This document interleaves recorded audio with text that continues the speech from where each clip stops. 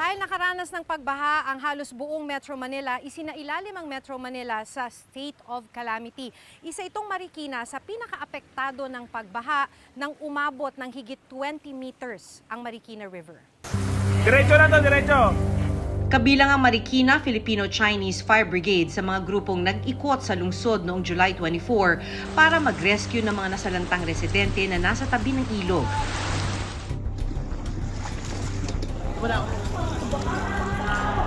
Tulong! Pero pagpatak ng alas 8 ng gabi, hindi nila inaasahan ang mangyayari. Tulong! Dahil sa ragasan ng tubig baha, tumaob ang sinasakyan nilang rubber boat.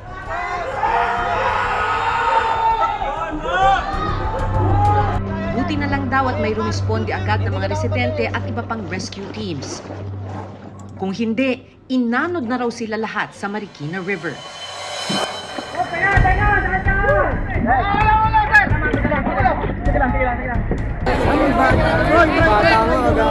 Ilan taon?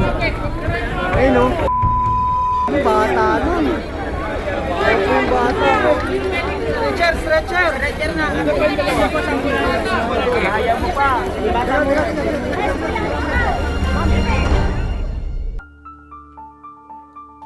Isang araw matapos ang pananalasa ng Bagyong Karina, natunto ng Reporter's Notebook ang mga volunteer rescuers sa kanilang istasyon. May mga galos at pasapa sila. Kwento ng grupo, sakay na nila ang 5 residente na kanilang ni-rescue papunta sana sa evacuation center.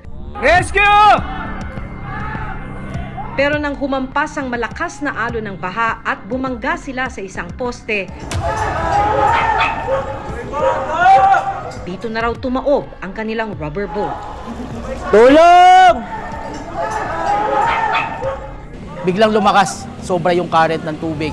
Bumangga kami doon sa poste, sa corner ng Kabayani Road. Subside din tubig, doon sa bangka din tumaob. Rescue! Rescue!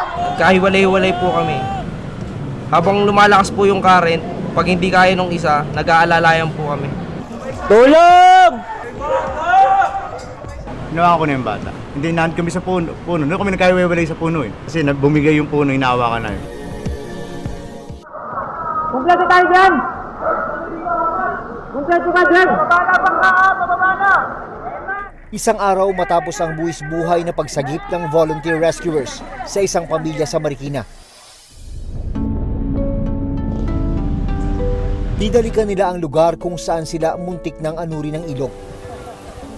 Pakay nila, kumustahin ang mag-iina na kanilang ni-rescue.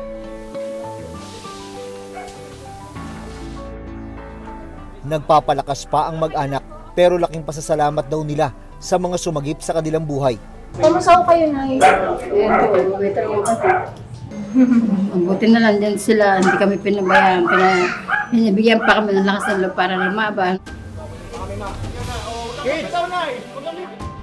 Ang 5 taong gulang na si Miguel na kinailangang kumapit sa poste habang nasa gitna ng rumaragas ang baha, nasa maayos na rin na kalagayan.